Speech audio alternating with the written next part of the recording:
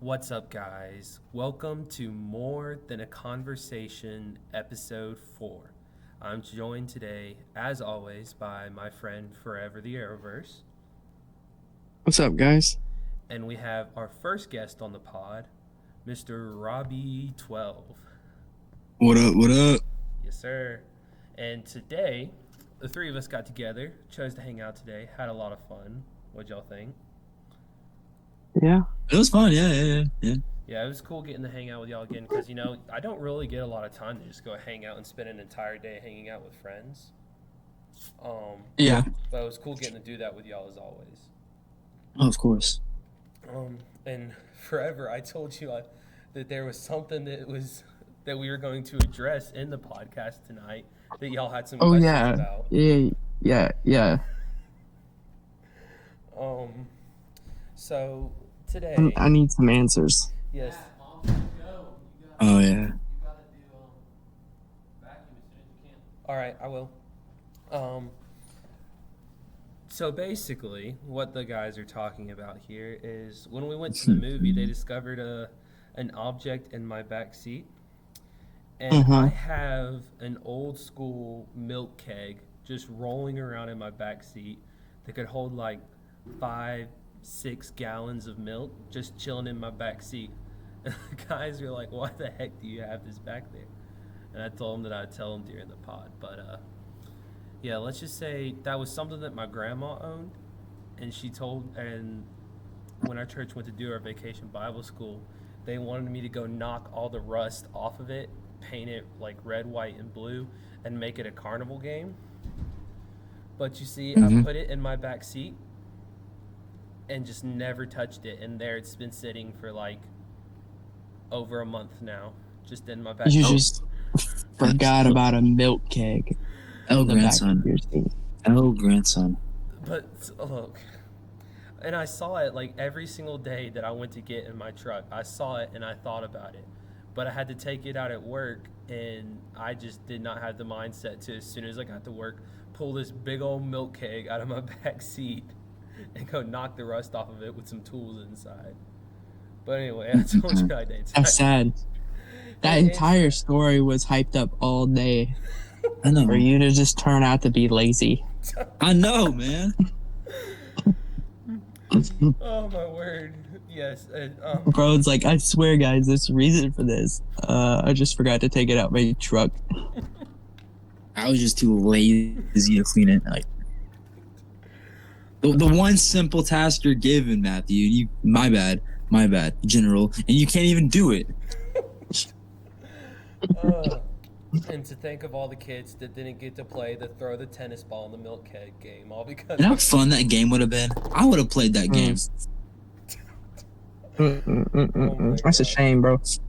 But, You kept little kids from pure happiness. You hindered their childhood. but you see, They're gonna grow up and be like, but in the end, Matthew hindered me from playing a game. Yeah. but in the end, it all That's worked out why for I'm a good. sociopath. In the end, it all worked out for good because you see, though I wasn't able to get like the tennis ball and the milk keg game set up, I was able, however, to run the cotton candy machine all day. Which took 45 minutes. Took you 45 minutes, and you barely got one made. No, listen to that. That was because we were using the Ooh. crappy one. That was because we were using a Oh. terrible cotton candy machine. Then we went Uses. we went after about an hour, unable to make cotton candy. We went and rented a big industrial one, and I tell you, that thing generated so much cotton candy. It was throwing cotton candy into the air, and we were having to try and catch it in the bags. That's lit. It was, and so we had to get. I don't like, know, man. There's something about a tennis ball and a milk keg Sounds that a just little more has a fun. little bit more fun. Memories were And made. flying cotton candy. Memories were made at that No, cotton candy machine. I doubt it. Like Mm. Those kids I don't know. wanted to play with the tennis ball, Matthew, and a milk keg. no, But no. Instead, they had to watch a grown man chase cotton candy in the air. but that can be quite comical. You ever see a college kid running around trying to catch cotton candy in the air? I have not actually. I think there's a reason why nobody's seen that.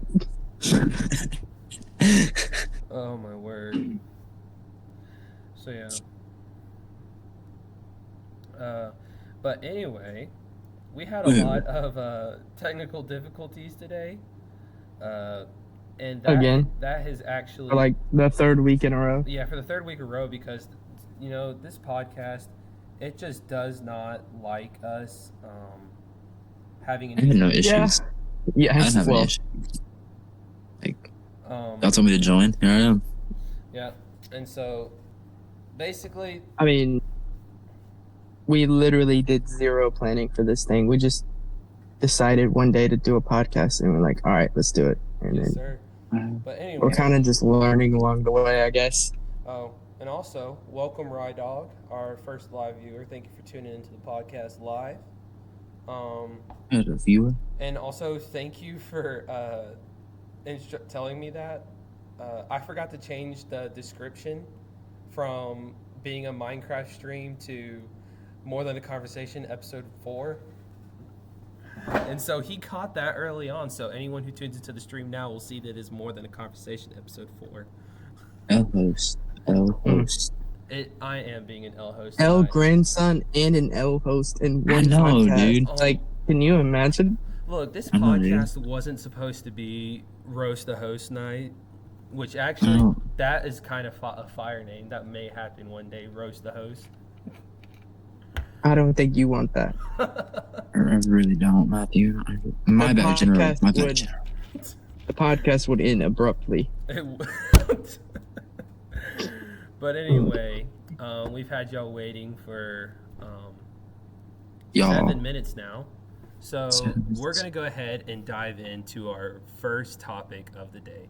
And one of these technical issues that we had was we were unable to get our photos to attach to OBS. Like normally every week we have photo slideshows going showing you what our topics are. Mhm. But this week for some reason it was registering that like all my photos didn't exist no matter how hard I tried to fix it. So this week it's just That's going so to be sad. it's just going to be us in the title card this week. So but our first topic that we are going to go into today is our Indiana Jones review.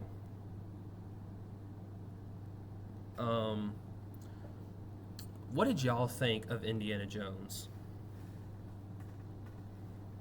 I had some points that I was gonna write down. You need I to never write had it to down. We serious- literally just got out the theater like 2 hours Well, ago. I was going to. If you're gonna do a podcast, you gotta be professional. Look at Robbie being more prepared than both of us forever. Well, it's written down in my mind. Anyway, I never got into the series like that, but I think for him to be the actor to be as old as he is, I feel like they executed the aging very well for this movie. Mhm. The opening scene was kind of long, but I feel like it was very needed, so no complaints about that. I did feel like action was kind of slow. That is my takeaway. I was losing interest in the movie, but overall, I thought it was a good movie. Oh yeah. Forever. What was a couple of your takeaways? Oh, and the I- character introduction is pretty good too. Oh yeah. So I'm kind of with Robbie on this one. Like, I remember watching Indiana Jones as a kid, but I don't remember anything of it. Yeah. So this was kind of like me coming in with a fresh slate of just like me judging this movie based on what the movie is, and it's like a single instead of tied to the franchise.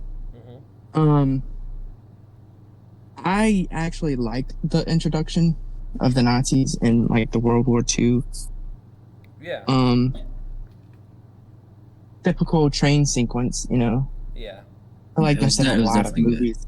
I feel like there's a lot of movies now, even coming up on Mission Impossible. Like, we ought to know there's going to be a train fight on that one too. Oh yeah. So, other than that, I want to point out that the de-aging, I thought was really good. Yeah. Oh, Because the aging. I'd actually heard The a lot of, de-aging of it, yeah. Gotcha, yeah. Yeah, I actually heard a lot of negative things about the de-aging, and a lot of people were actually talking about how bad that they did. But looking at it, all it to me is it just made it look like it has old man looked animated Harrison to me. Ford's, like the shape of old man Harrison Ford's head, but the looks of young man Harrison Ford's. Yeah. That's basically what I I mean, got from it. that's what they had to work with. Yeah.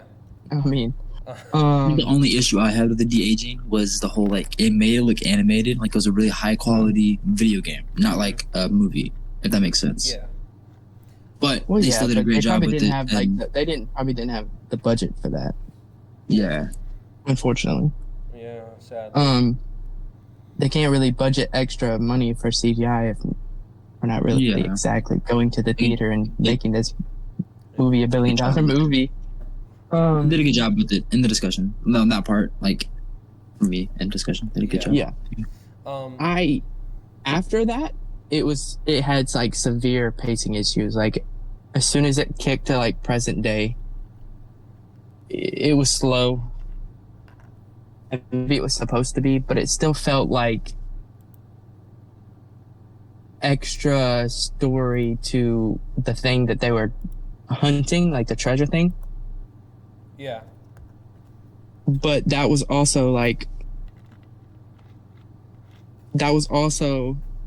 what the whole point of like the Nazi introduction was for. Yeah, if we didn't have like the Nazi introduction, then we would have been like so lost for some of the direction of that movie.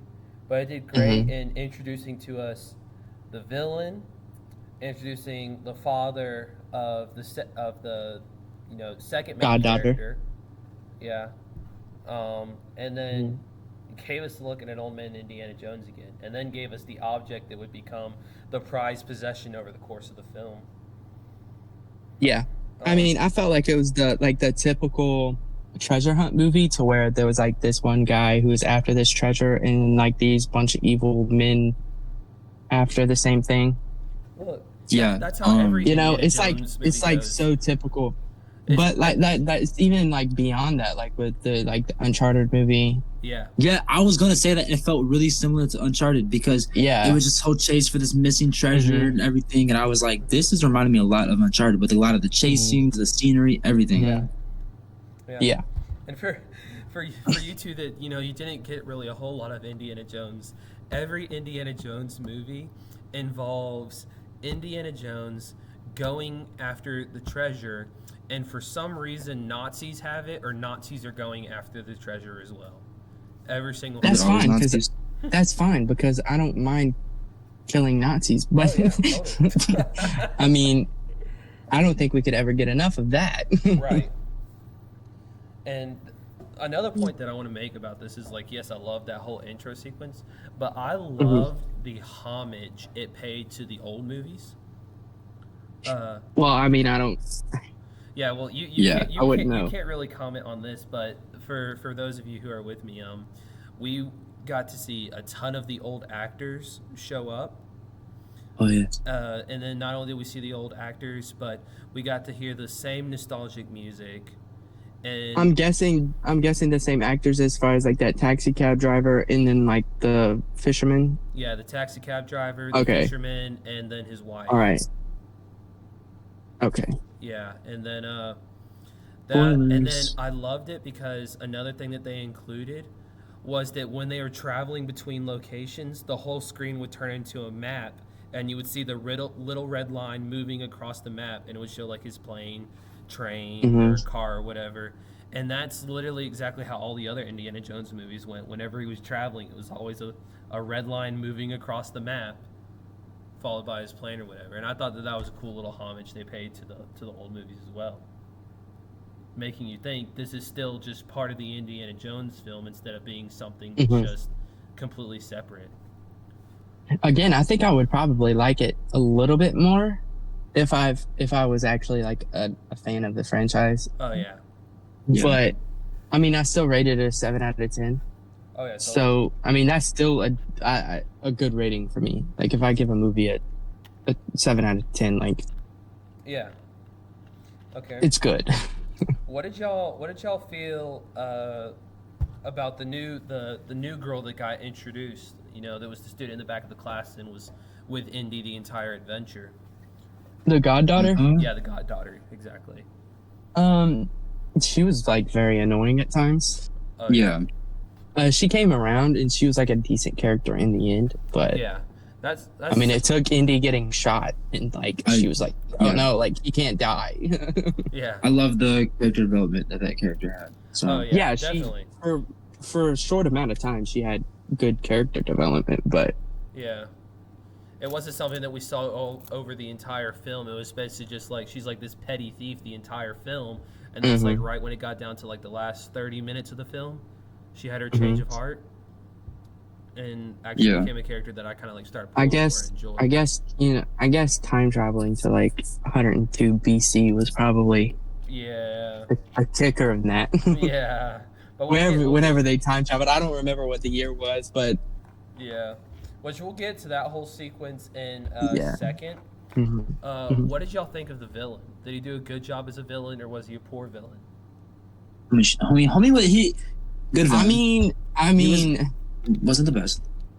When you say villain, you're like, or antagonist. He wasn't antagonist. Yeah, because he wasn't like this mass murderer. Yeah.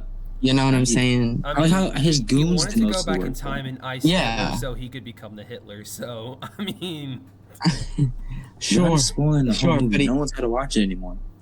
That's the whole point of this review, bro. You never done a review before?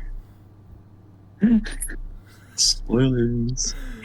But he never got there, so I can't really like judge. Yeah. You know. Yeah. If he would have been successful, definitely would have given him a higher rating. But I know the whole point of the thing was to go back and to that exact time.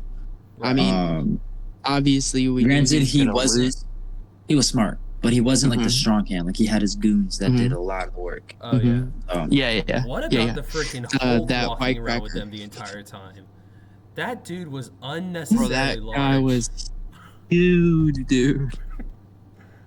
Like, man, give me someone like that in my corner who's gonna fight for me. You sure about that? I mean, no, not like that. Like, no one would ever come up to talk to you, bro. You'd be so long. Look, if there was people that had beef with me and were gonna cause like harm to me, I want that guy in my corner to come defend me. I want to point this out that he lost to like a 12-year-old kid. So yeah. Hey, but that kid, he pulled a big brain on him, like handcuffing him underwater. I mean, he still lost to a 12-year-old kid, bro. You got this man in your corner, and he lost to a 12-year-old kid. Oh. I mean, up to that point, homie was like 14-0, so it's like. He still lost to a 12-year-old kid. How many people did we see that guy alone just like pop, just dead? No, because none. I don't think he killed anyone. That He did. That guy with the guy with that mustache. Yeah. He did all the killing. No. He killed the big guy. He killed the one guy who's checking on the lady. Yeah. In the very beginning. Oh. And then he snapped one of like the helicopter pilot's necks. Yeah. Okay. And he threw one guy into like the ceiling in one scene. Yeah. So okay. Forever over here. That guy didn't kill anyone. Then he lost to Robbie just like, he killed this person. I mean, I'm just saying. Then at the end of the day, he lost like a 12-year-old kid. So it's like, yeah, that's the kicker. You can beat grown adults all you want, but if this 12-year-old kid comes up and wants to fight you, you're screwed. Yeah.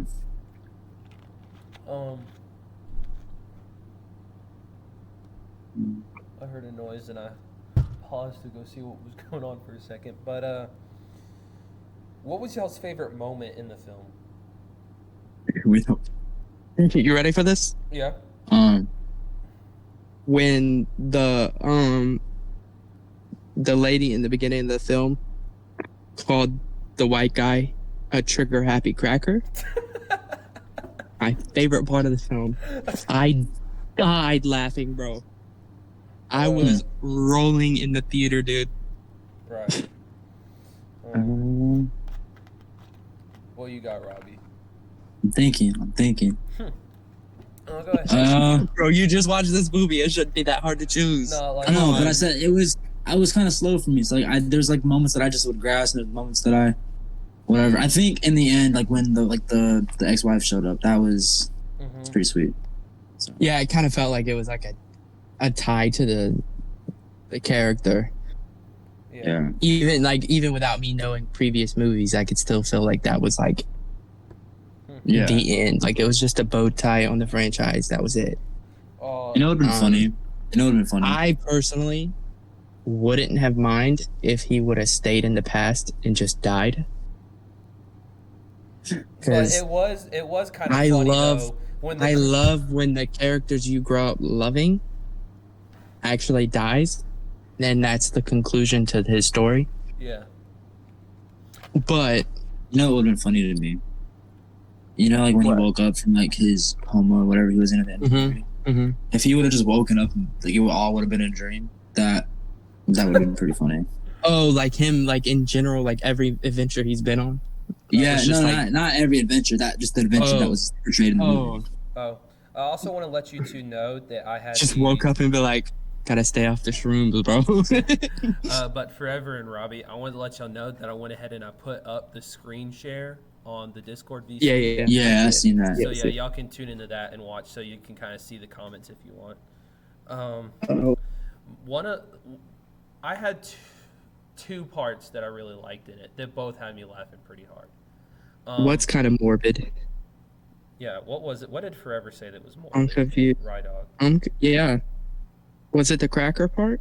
Because that's not on me, bro. That's on the screenwriters. But while we wait on his response, I'll go ahead and say mine. The two things that I found the funniest was on the train ride. When the dude gets utterly wrecked by that pole beside the Yeah. railroad tracks, where he just gets Bro, how did he- absolutely clotheslined by that. Bro should have been decapitated. I nearly fell into Robbie's arms, hysterically laughing. And then, Bro, almost everyone in the theater gave you like a dead eye, like, bro. and then, We're just a bunch of guys laughing about a guy getting clocked in the face. And then the second one that I really liked was, you know, when Indy was having his whole part where he was just like, "Leave me in the past. I want to stay in the past. I belong here." Yeah. And then the girl's just like, "Nope," and just socks him. Socks him in the face. Yeah, she went from like bawling her eyes out that he was dying and wanting to stay to like socking him in the face. Like, she's like, "Indy, you're shot. You're gonna die, Indy. We can't let you bleed out here." And he's like, "No, leave me behind." And she just socks him in the face and drags him off. like what a transition. I got a question though. What's that? If you were in that situation, but they had the necessary medical supplies to actually save your life in that time, would you have stayed? The question, like, for me, you have to put yourself in Indy's shoes, because Yeah. he Put felt him in. like- Put he yourself felt in like his he shoes. felt like he had nothing left, and that's why he wanted to Right. stay. He wanted to stay and Right. die. If he had known that he could get his medical care, and he would have lived there for like another 10 years, I don't know if necessarily he would hash it out then. But I think knowing he was I think he wanted his dying wish to sit there and watch this historical event take place. Yeah. So I you think wouldn't also. have stayed. You would have left. You would have went home. Yeah, I would have went home. Yeah, I would have went home too.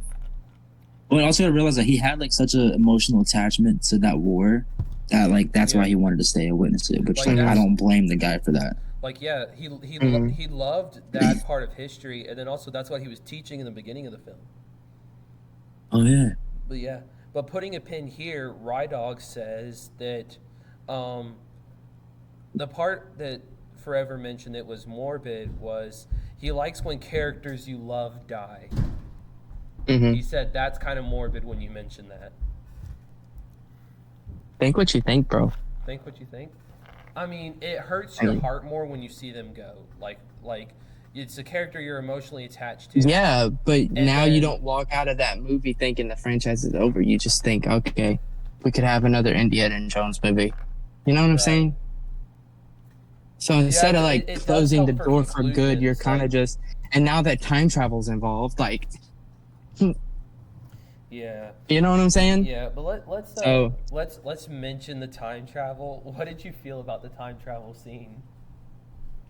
Robbie, you want to go first? It's considering the fact that I hadn't watched much like Indiana Jones, and I guess it doesn't make sense considering that it's so like a not prehistoric thing, but at the same time, yeah. again, it's like a reach that I feel like because there hasn't been much like I guess advanced stuff like that in the movies. Even though I haven't watched them, like from like what I've seen, it is kind of a reach. It feels like. Yeah. And granted, at the end, it's not going to happen again because he has the mechanism with him. Yeah. Mm-hmm. But at the same time, it's kind of like you're supposed to find relics and this, that, and the other. And now you're time traveling with Nazis out of all people. All right. Like, so I was at about an 8.5 for the film until the whole time travel thing. Yeah.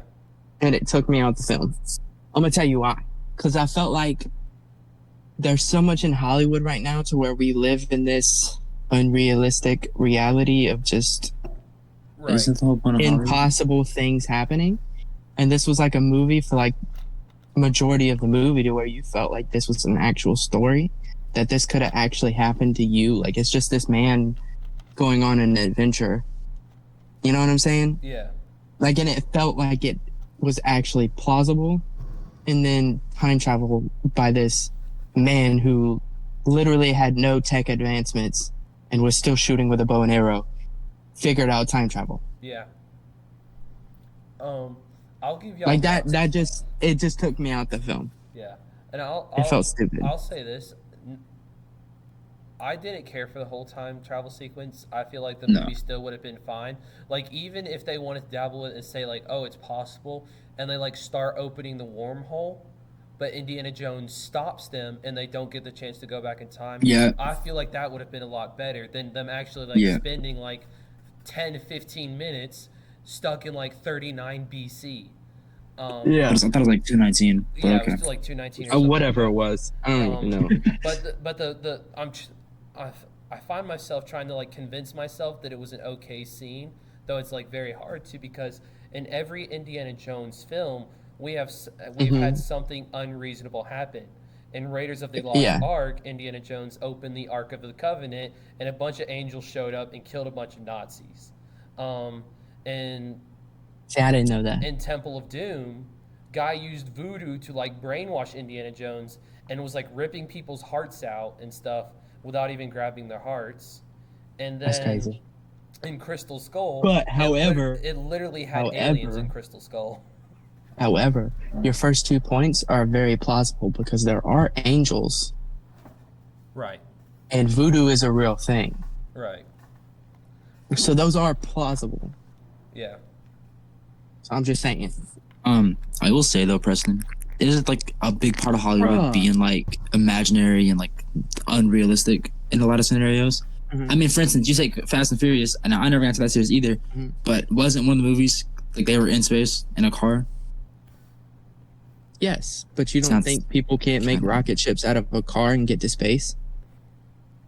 True, but you also think a guy that sounds plausible. Put a Tesla inside of a spaceship and send it to the sky. I mean, but it's like, do you think The Rock could just break his arm out of a cast and then grab a helicopter and I don't know, like I don't know if that's the same movie, but you get the point. It wasn't. To be fair, you get my point. The whole point of Hollywood is kind of like to be fair. Everyone hates that franchise for being unrealistic. Rude. But you think a guy gets bit by a radioactive spider and next thing you know he's a superhero? But that's the whole point. That's the whole point of superheroes in comic books. That's the whole point of superheroes in comic books. I know. I'm just messing. I'm saying I'm not arguing that we shouldn't have films that are unrealistic. No, I get you. We get to just be in another world for. I'm just saying there are certain storylines in certain movies that you can do that with and it feel okay versus an Indiana Jones movie where they just randomly time travel in the end. And I get it. Again, it felt like the whole push with time travel in this movie because if you look in the early classroom, it's like still based on like this, what was it, like the 60s through 80s? Yeah, it was like 1960s. So in a time where they don't even have laptops or cell phones and the projector is literally just like being projected off of something and all of a sudden you're time traveling and all that, it doesn't make a lot of sense. And it was a push. And I think what Matthew said, or General said, is when like if he would have stopped them before they got to the wormhole and had like some kind of super fight kind of ending, something like that, I would have enjoyed that a lot more than them going back to 290, 218, whatever it was BC, and having like flying dragons, which is just a plane on fire, and the guy shooting like a machine gun out of the plane at people with shields and arrows. Like,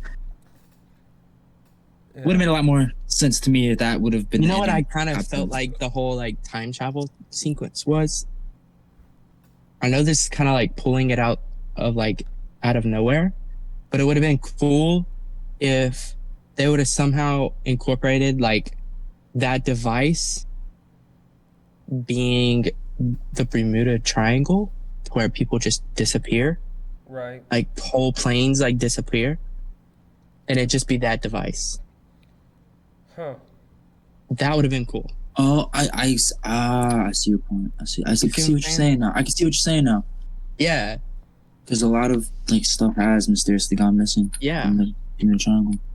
Yeah. Yeah. But time travel itself, I'm not against with using in movies because like Avengers Endgame, I didn't care. Right. Like it wasn't necessarily like a direction that I would have went in. Yeah. But it's like this is Tony Stark. He is like a genius. If anyone was gonna figure it out, it was gonna be Tony Stark with like this new technology.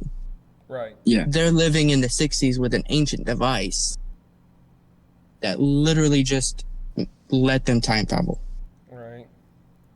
Like, even when you think that, like, BC, like, before there was even the man Jesus Christ, people came up with the idea of time travel. Yeah, that's crazy. Back in the growth of the Roman Empire. Oh my gosh. But anyway, there was another thing that I like how the film, it came full circle in a way, because you see in the film they introduced the dial in the beginning, and then you go to the classroom and he's talking about the guy who invented the dial, and then they go on this big adventure with the dials and everything, and then as soon as they reach the grave, you see the phoenix with the propellers and the guy, the skeleton from 219 BC or whatever, he's wearing the watch. Mm-hmm. And then they go into the past and you see this flaming plane crash down, and the guy that invented the time travel goes and picks up the watch and puts it on his wrist. So it explains like the phoenix with the propellers, because the flaming plane with propellers crashes, so to them it was a phoenix. And then how the 219 guy got a watch is he didn't time travel, he picked the watch off the Nazi or whatever. And so right, I just thought it was cool how they just like kind of went full circle with it. Yeah, I like that little detail. Mm-hmm. Yeah, It's kind of like telling the story before it was portrayed. Yeah, and I think a lot of people actually overlook that scene of the phoenix with the propellers. Yeah.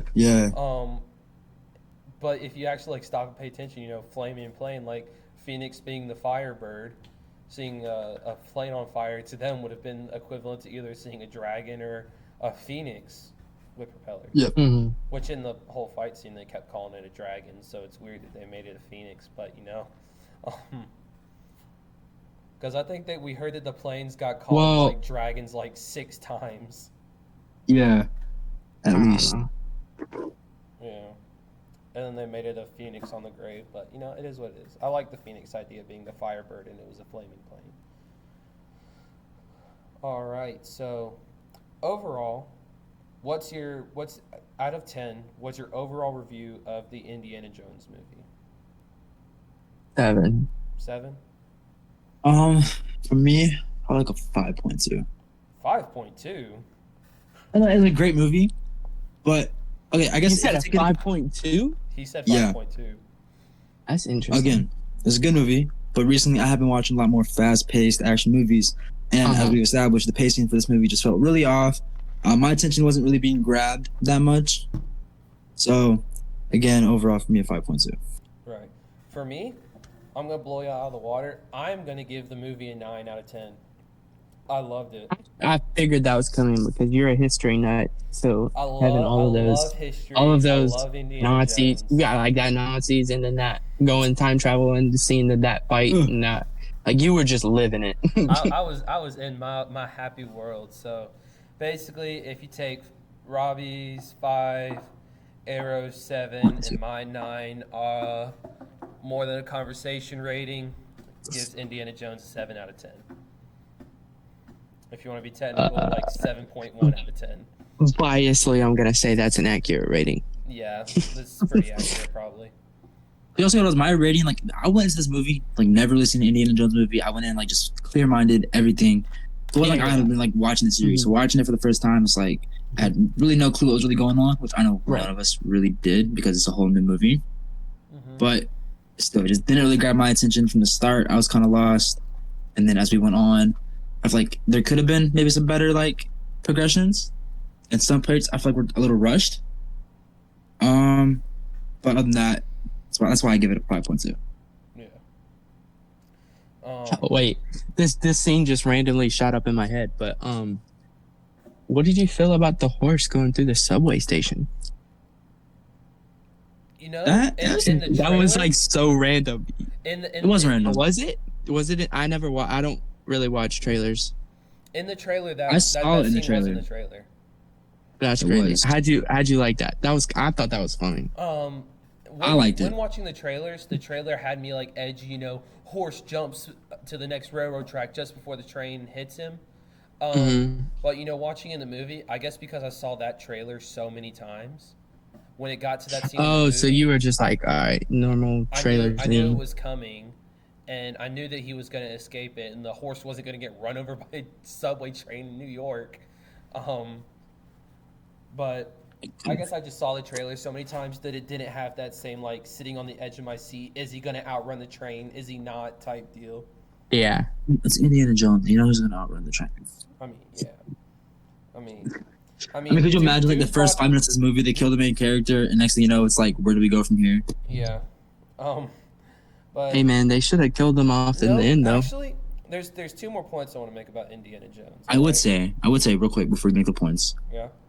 If he would have died in the movie at the very end, I would have been content. I feel like that would have been a cool way to end the series. Right. And I would have been content if that's how he would have died. Right. Okay, so I'll tell you 2 things. And you could even still continue the franchise with his goddaughter. Right. Like, Yeah, exactly. you know what I'm saying? Like, you Yeah. could. It might not be Indiana Jones, but it would be like a Rocky and Creed situation. Right. Yeah. Where it's still the same franchise, but you're making the same type of a movie with characters that are already familiarized. Right. Yeah. The 2 things I want to talk about is Indiana Jones is the type of guy to bring a whip to a gunfight. Like that scene in the hotel where like 10 people pulled guns on him and he's just sitting there with a whip like, Right. Which that scene was kind of like, it was kind of funny and kind of like chaotic and stuff. And then of course Yeah. the bad guys had to get away with the dial in the end right there and just like all girl dumb fault trying to sell a thing at an illegal auction. But, She only wanted the money. right. She was in it for the money. ain't saying she a gold digger. Like the last 30 minutes. But then the point I want to make also, I literally thought when Indiana Jones got shot that he was going to die in that room and that the girl was going to get the dials, go back in How did he time. survive that long after getting shot in the chest? Like, dude didn't get it patched up, and he stayed with a bullet hole wound in his chest, leaking blood He's just that guy. for like. But you know, like, for us, Bro, it's in just the like, movie, I've been here before. Yeah, like for us, he was in. It looked like 10th 10 time's minutes on the the charm, screen. I guess. Yeah, for us, it looked like 10 minutes on the screen. But you got to think, Nah, bro went time traveled. They went back through the cave. Then they took the car ride all the way back to the airport. get into Exactly, the bro. plane, Indy's fly just, to the- he's got that armor on him, bro. He's just that guy. He got that plot armor. He's just that guy. Bro cannot die. But I actually felt like that he was going to die in that cave and that the goddaughter was going to take the dial, go back in time, and save him. Well, we see how that would have worked out. She would have gone way back in time. Right. Anyway. Well, we see that the movie had different plans. But anyway, I say that cohesively, it was a good, fun movie to watch. We give it Yeah. like a 7.1 out of 10. I think a pretty good review. for it. Definitely not gonna be the movie of the summer. Right. That's probably going to. And again, I enjoyed it. I did. I definitely enjoyed it. But Yeah, I enjoyed it too. For what it it was my was. full cup of I tea. mean, am I gonna see it again? No. Probably not for a while. Yeah. I won't watch it until it comes out on DVD or something, or my family watches it together. I think, If I ever go back to like watch the first ones, I'll probably end up yeah, just watching the like, entire franchise. But yeah. I mean, it's not something I'm gonna go out my way to continue watching. Yeah. But all right, let's go ahead and shift over to our next topic. And Arrow, you actually got all the information on this one, and you mentioned that you wanted to talk about the NBA rule changes. Mm-hmm. All right, so give us a quick download on what the rule changes are. So flopping next season is gonna result in a technical and a free throw. All right. And coaches are going to have 2 challenges only if the first one's successful. All right. So, Rob, what's your thoughts on the 2 new rule changes? Okay, flopping as a technical is I like that because there's a lot of flopping in the league nowadays, and you watch it over and over again. People flop, get away with calls, everything. Maybe with getting a free throw might be a push because I feel like if you're rewarding points for flopping, then it's cool. But I feel like maybe it's a good way to help pace a game. Not necessarily pace, but see, what's the word that I'm looking for? It's like control a game. Control. I view the opposite. Okay, so my whole problem with both of these points and these rule changes is the game's going to get paused a lot more often. Yeah, like if the body is on the floor, they're going to be like, well, we can't just automatically say it's a flop. Like they're going to have to review it. Yeah, and that's going to take time. Well, and I then feel like most flops if a will be person blatant. flops 2 times in one game, they're ejected for flopping. Yeah. Right. I think it should just be a free throw, and it should just be discretion on the officials' point of view, not like, oh, we got to stop the game and review this to make sure it's a flop. Like, it's gonna have to be that call like straight away on the floor. Like, if you're calling it a flop, it's got to be a flop. Free throw. Let's continue the game. Personally, I don't get why they would add a free throw to a flop call. I know it's like a foul, so like fouls, free throws. So I guess I get that, but I just said like it's just gonna add unnecessary time because you got to review it. Now you got to review it, and then free throw takes time. Like just makes the game longer, even if it's not time off the clock. It still makes it longer. I feel like if you flop, it should count as a personal foul. Yeah. So if you're in bonus, then it would result in free throws. But if not, then it's just a personal foul. Yeah. That's how I would say. Like, that way, if your star player grabs one defensive foul and then flops in the first 3 minutes of the game, they're in foul trouble already. And that could hinder a game a lot more than just rewarding a free throw. Yeah. In my opinion. That's kind of how I view it. Yeah. But I don't agree with even coaches getting 2 challenge calls. I think that's stupid. I mean, should they have even gotten one to begin with? Rob, I'm sorry. Did you just see that last comment? Yeah. Inside the DC universe commented and said, "Me who doesn't watch basketball, sitting here nodding along blindly, not knowing what a flop is." I got you later. I'll explain it later, bro. All right. For me, Matthew, do you have anything to add, Mr. General? Yes. My 2 views on the rule. I think the whole flopping situation, it is crazy, having to pause the game. Like, oh, someone flopped on the ground. Let's pause the game, give them a technical foul, shoot the free throw, and if this is a controversial flop, we got to pause the game and review the footage. But I like the idea of punishing players for flopping, because that will decrease the amount of flopping in the league. Sure, but there are more ways to go about it than making a long game even longer. Right. I mean, they show baseball, so majority they have of to increase people, basketball to increase that sport viewership. Majority of people work a lot, so they don't necessarily have time to just watch full games on a regular basis. Right. So to make games even longer, especially for like us East Coasters, like if we're trying to like stay up to watch a West Coast game, Right. that's brutal already. Oh yeah. Like, And we have to to stay up past just have midnight a it lot of nights extended, just yeah. watching the end of the game. So to just have it extended because everyone's getting free throws, people flop insanely, like too much in the NBA, and that's why they're trying to implement some type of rule. Right. But there's also like other ways to do it. Like so, like after every game, like there's that like that last 2 minute report that comes out, where it's like an official 2 minute report, and they'll dissect play by play of the last 2 minutes of the game and say what officials got right or what officials got wrong.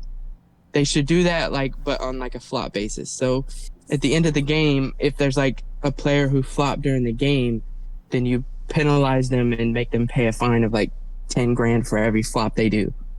Right. You making players pay 10 grand to flop, they're gonna stop flopping. Right. Like I feel like making them pay out of pocket is gonna stop the problem more than just a free throw. Yeah. And then the too technical rule, not too technical, the two challenge rule. Mm-hmm.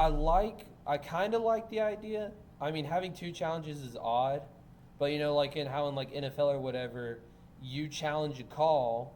If you're successful, you get that timeout back, and so kind of like and that's it. You only got one challenge. Right.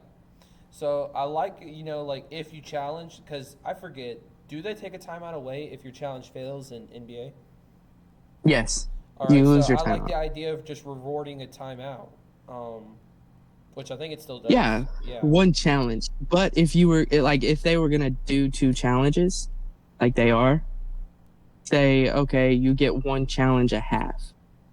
So you can't carry your first challenge. Like you can't carry your challenge past the first half. So you can't have two within the last 4 minutes of the game. You can only, you know what I'm saying? Yeah. Because like the last 2 minutes of the game already get stopped for like every pathetic reason. Like 2 minutes on the clock, you're sitting there 45 minutes to finish a 2 minute game. Real quick, is it like regardless you get two timeouts, or only if like that first one like? Only if the first one's successful. So if you do a first challenge and it's not successful, then you don't have another challenge and you lose your timeout. I mean, I could see the goods and bad with that, because I feel like you said earlier, most coaches wouldn't use a challenge unless like the game was online, last couple, like last quarter, whatever. So, but I feel like giving two challenges, it could give like leeway. My points, sir. I feel like giving two challenges kind of gives leeway to like you don't feel so stressed that you have to wait till the very end to use it. That if like something was to be controversial in the beginning and you're pretty positive and you use it, use your challenge, and then it's successful, you get another one that you can use later on. On the contrary, because you could still use that challenge and then you're screwed. And then you waste it. Yeah, I do get that point. But I feel like now coaches aren't like, okay, well, that was a bad call. I know it's a bad call, but I can't use my challenge because if they don't get it right, then now I don't have a challenge for later on in the game, et cetera, et cetera. And if I use this challenge now, I can't get another one. So I feel like giving two is just like that. I'm pretty sure, if I'm not mistaken, it's like that in the NFL, where you can use a challenge. If it's wrong, you don't get a challenge and you lose a timeout. Is it two already in the NFL? If I'm not mistaken, I have no idea. I always thought they got one. I thought they did, but I thought it was like if you had it right, then you got another one. But correct, I mean, I might be wrong. I'm not 100%. But I know that if you lose in the NFL, you lose a timeout, and then you got more challenges. So, Again, I'm not fully 100% certain on that. Again, I do see the goods with in the NBA and the bads with in the NBA. So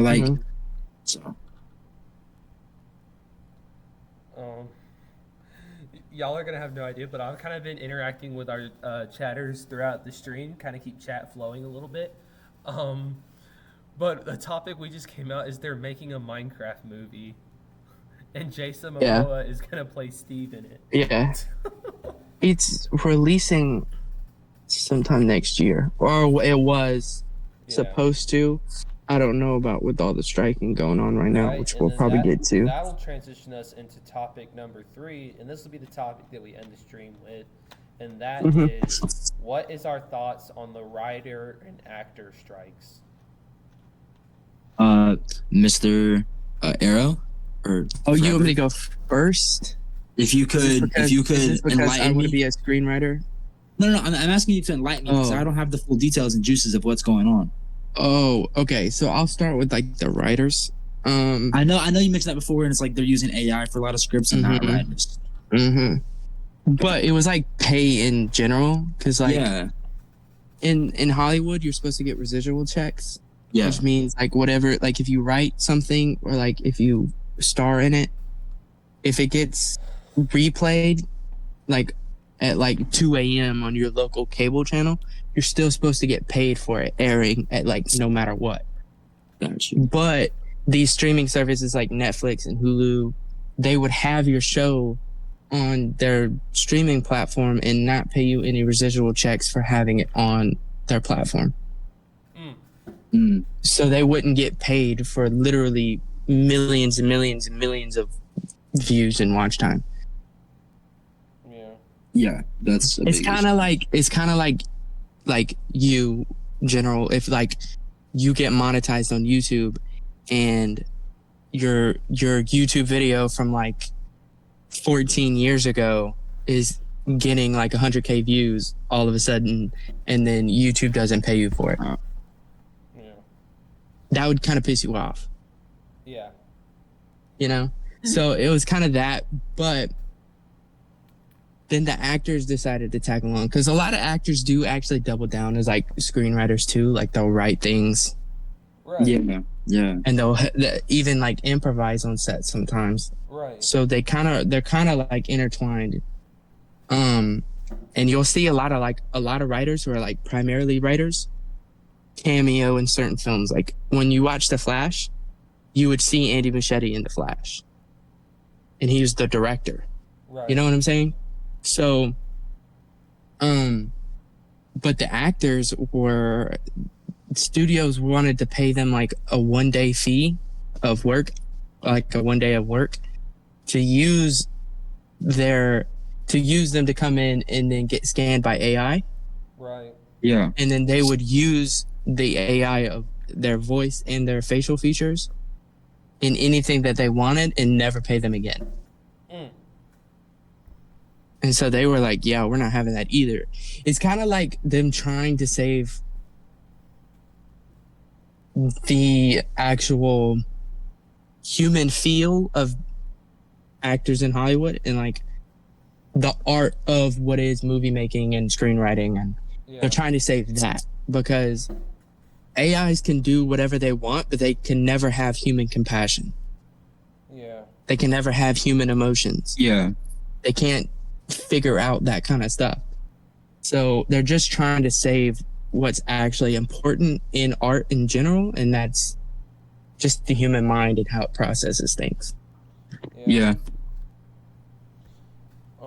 Greed is such a horrible thing.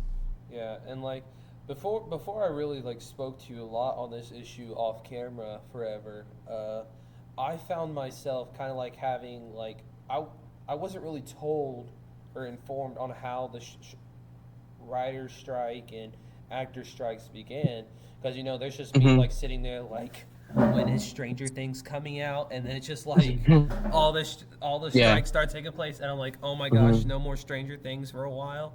And so it was tough. You have things from like that point of view, but then you actually start learning about these issues. So from my perspective, like it's a little different, because I can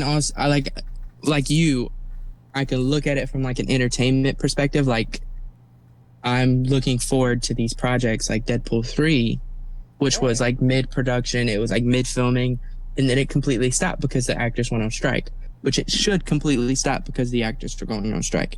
However, I am disappointed, because once this movie slate is over with, and this TV slate is over with, if they don't find any common ground soon and actually negotiate anything, you're not going to get anything for a while. Oh, yeah. Yeah.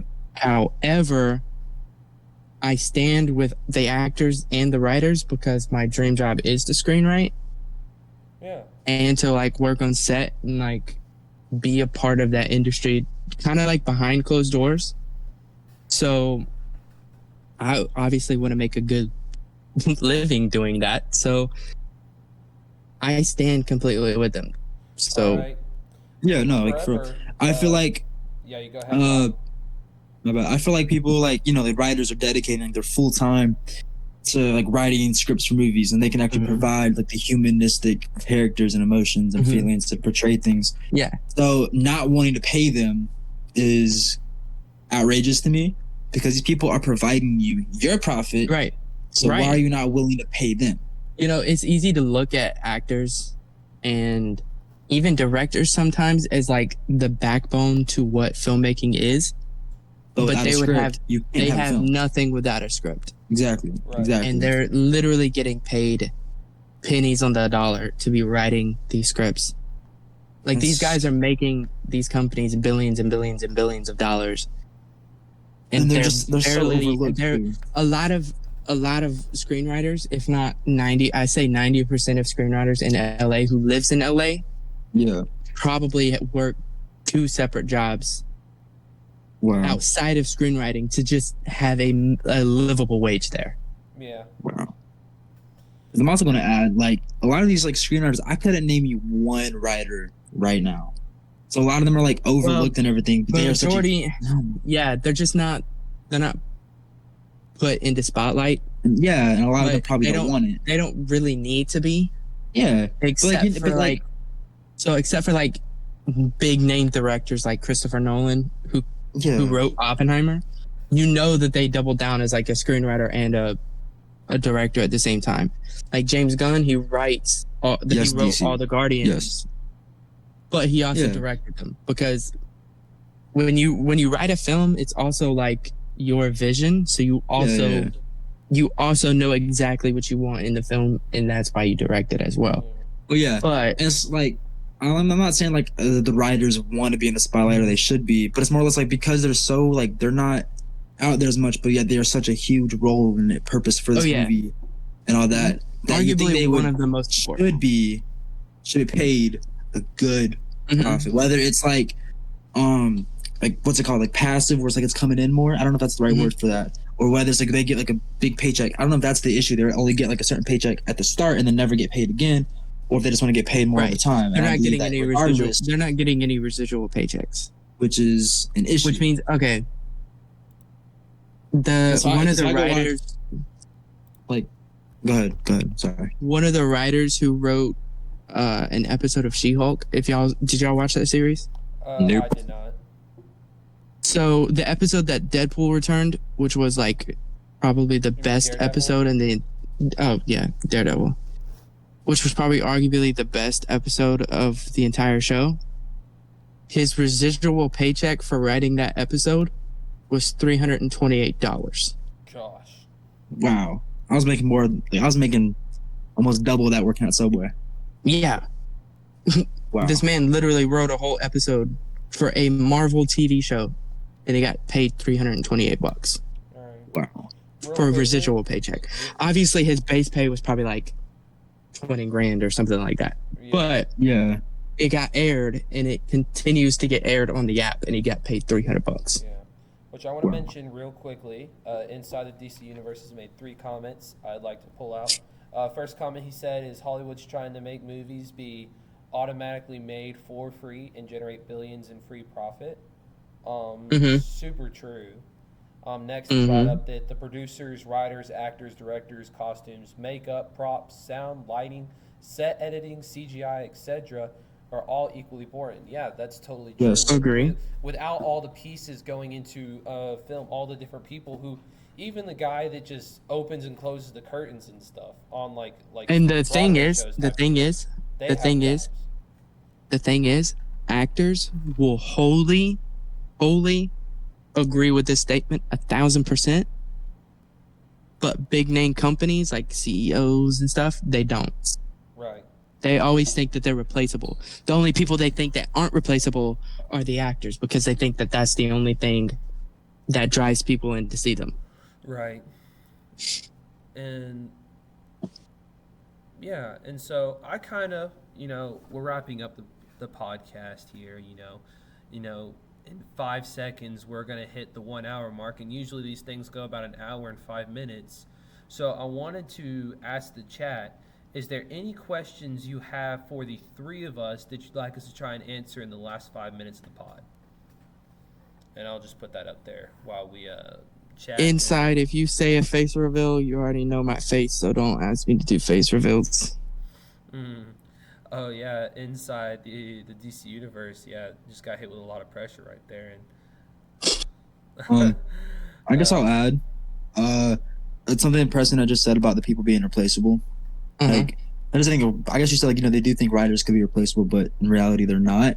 Right. Because I like to read books, and no two author could give me the same feeling, if that makes sense. Like, yeah, no two authors could give me the same feelings. Like, so they think writers are replaceable, but like I can't write a Harry Potter book. Yeah. Everyone's favorite character. I can't write a Harry Potter movie. Yeah. No. You know what I'm saying? Yeah. I'm so confused by this question. So, inside the DC universe asked for everyone's favorite character in all of like media. In fiction. So, yeah, I guess all fiction. All fiction. Just go out there and say, like, what's your favorite character that I guess you've read in a book or seen in a movie or TV show. Ready? Ooh, this is difficult. This is so difficult. Yeah, I'm ready. I feel like... Wait, repeat that, Rob? Okay. I know what you did, but... All right, Robbie, you go first then. I have vengeance. Batman's yours? Yeah. After the movie last year. Okay. Yeah. For me, I would probably have to say, this is going to probably be controversial with some people, but favorite character in all fiction? Eddie Munson. Gotta be Star-Lord. Star-Lord? Star-Lord. Okay. Are you serious? He is such a vibe. Bro, you're choosing Star-Lord? There's so many different characters. Dude, you're picking Star-Lord over Luke Skywalker? Ooh, Oh, I'm sorry. Anakin's villain arc? Oh, no, wait. Now that I'm thinking about Star Wars... Anakin? Anyway. Now that I'm thinking, if I had to go with another Guardians. character, it'd be Captain Rex from Clone Wars. Again, I'm still sticking. Captain Rex from Clone Wars? Yeah, That's so sad. it is. Clone Wars was like such a A tier. I mean, not even A tier, S tier Star Wars TV show. So I have two answers. The obvious one is Peter Parker, Okay. Okay, which one? and then Peter Parker. Or Which 616. 616. 616. Okay, so Tom Holland. So your main Peter Parker is what I'm saying. Oh, so Tom Holland. No, not Tom Holland. Tom Holland's not from Earth 616. I know think he's it's from Earth 19999. Is Yeah. it Exactly. Toby? Is it Toby? If I had to pick a live action one, it's Andrew Garfield. Yeah. Oh, okay. My bad. Okay. But then the other answer is Brian O'Connor, because that movie franchise probably got me into like everything. Yeah. And Paul Walker's my guy, so Let me not make a joke. I hate you. All right. I didn't know what kind of But- jokes you're gonna make, man. But yeah, guys. We've got about 1 minute left Bro. in the pod. Bro. So Relax, bro. y'all have any comments y'all would like to say before I end it? Oliver's dead. How can he cry in a corner inside? Dang. Rob, got any last comments to say to the audience? For reference, Oliver Queen is one of my favorite characters of all time. So Yeah. I can't make. However, I do like when my characters die. So I mean, Hey. I can make a joke out of that. Never mind. I'm not gonna say it. Mhm. Dang. Rob, anything for the audience?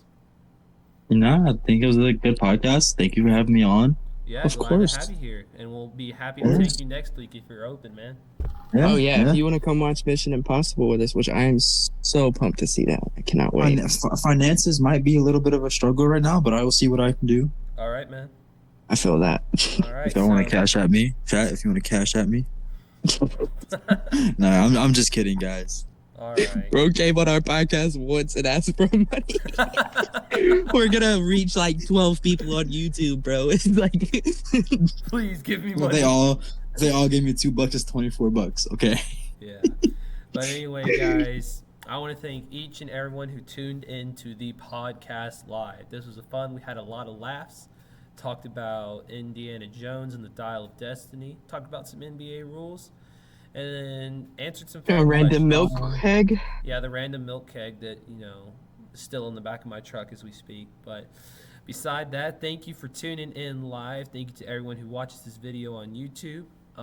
Make sure to hit that follow and notification on Twitch. Go subscribe on YouTube. Ring the notification bell. Check me out on Twitter. And I will catch you guys all in the next one. Because this is fun. Drink the milk. Drink the milk. So that's how we'll end it, guys. We'll catch you next week. And remember to drink your milk. Yes.